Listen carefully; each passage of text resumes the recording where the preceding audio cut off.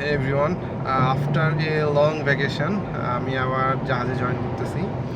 তো আমরা এখন হচ্ছে ফার্স্টে বাংলাদেশ থেকে যাব দোহাতে, কাতারে, এরপর থেকে ইউএসের হিউস্টন থেকে নিউ অরলিন্সে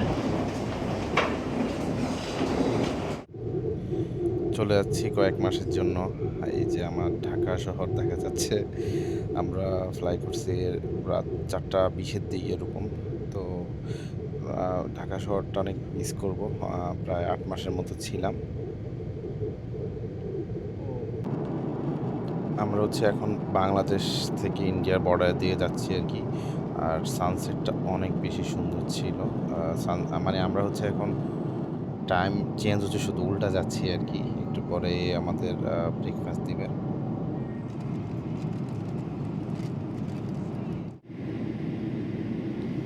তো কাতার চলে আসছি, একটু পরে ল্যান্ডিং। প্রায় 4 ঘন্টার মতো ফ্লাইট ছিল। উপর থেকে ছোট ছোট আইল্যান্ডগুলো অনেক সুন্দর লাগতেছিল। আমরা রিকোয়েস্ট করে সিটগুলো আগে নিছি যেন তাড়াতাড়ি বের হয়ে নেক্সট কানেক্টিং ফ্লাইটটা নিতে পারি। সো আফটার 5 ঘন্টা ফ্লাইটের পরে এখন আমরা দোহাতে চলে আসছি, কাতার। এখন সিকিউরিটি চেক করে আমরা ট্রানজিট এরিয়াতে যাচ্ছি, আমাদের গেট নাম্বারে যাচ্ছি, গেট নাম্বার C2। টাইম খুবই কম, 50 মিনিটের মতো।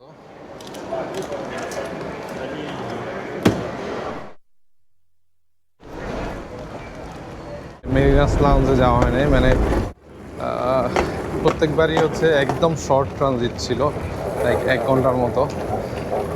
এবার একটু বেশি, 1.5 ঘন্টা, এর আগে 1 ঘন্টা হয়েছিল। তো তাও 1-1.5 ঘন্টা হয়েছে, ভালো হয়েছে মোটামুটি। আমরা কাছাকাছি চলে আসছি গেটের, আর বেশিক্ষণ লাগবে না আশা করি। হয়তো তো আবার টাইম লাগে, সো আধা ঘন্টা আছে ঠিক আছে, কিন্তু যা সিটে বসা সব মিলে তো টাইম লাগে। So as soon as possible onboard হওয়াটা বেটার। রেস্ট নিতে পারলাম না আর কি একটু, তাও ঘুমাইতে পারছি মোটামুটি 3 ঘন্টার মতো ঘুমাইছি আর কি। হয় নাই, টিটলে হয় নাই। খুবই স্মুথ ছিল সব কিছু। অ্যান্ড 15 ঘন্টা। আর এখানে আছে, স্টার্লিং আছে, সমস্যা নেই। অনলাইন থাকতে পারবো, আনলিমিটেড ডাটা 45 to 60 মিনিটসের মতো দেয় আর কি, ফ্রি যারা। তো বিভিন্ন ইমেল দিয়ে আর কি চাইলে বারবার লগ ইন করা যায় আর কি। চলে আসছি অলমোস্ট। আলহামদুলিল্লাহ কোনো সমস্যা ছাড়াই আবার ফ্লাই করলাম।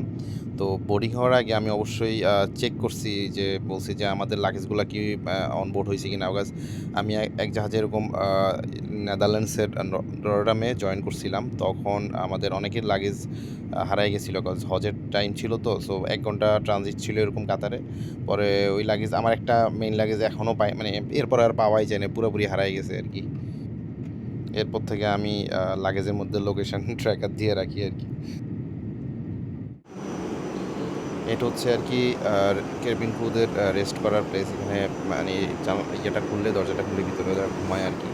আর এটার মধ্যে হচ্ছে বিমান একদম পিছনের সাইড আর কি, এখানের মধ্যে সব খাবার দাবার রাখি আর কি, চাইলে কেউ এসে নিয়ে খেতে পারে। সো প্রায় 12,000 মিটার উপরে খেলা দেখতেছি, স্টারলিংকের অবদান। আমাদের আরও 1-1.5 ঘন্টার মতো লাগবে হিউস্টন যাইতে আর কি। ফাইনালি ইউএসের বর্ডারে ঢুকে গেছে। এই যে দেখতেছেন না, এই সমুদ্রের পরে হচ্ছে যে ল্যান্ডটা, এটাই হচ্ছে যে ইউএসএ শুরু।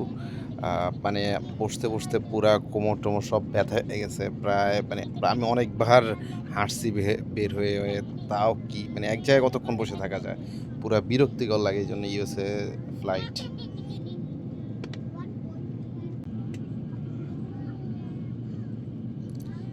হিউস্টন কিন্তু মানে অনেক বড় একটা city.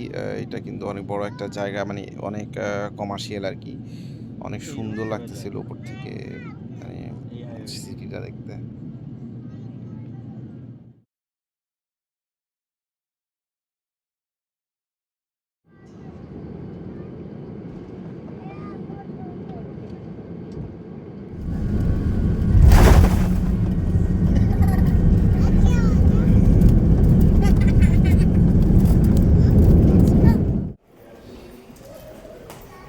Welcome to the USA. Welcome to Houston. Baggage নিয়ে যাচ্ছি, কানেক্টিং ফ্লাইট আছে।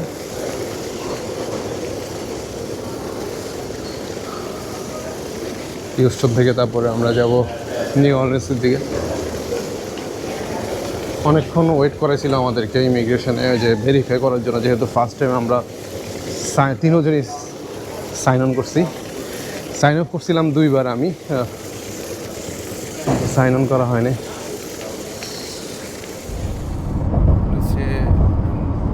নিউ অর্লিন্স বিজনেস ডিস্ট্রিক্ট, মানে ডাউন টাউন আর কি। নিউ অর্লিন্সে চলে আসছি, ডাউন টাউনের পাশেই, বাট একটা ব্রিজ দিয়ে যাইতে হয়, ব্রিজের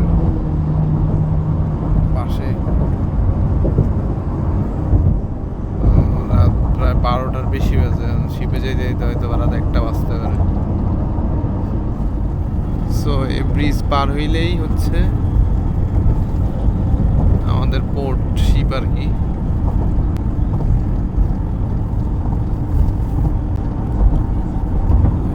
এই ব্রিজে, এটা হচ্ছে নিউ অর্লিন্স থেকে বের হওয়ার আর কি ব্রিজ, পরে পোর্ট ডান পাশে আর কি। Thank you so much for watching. Subscribe for more videos. জাহাজ।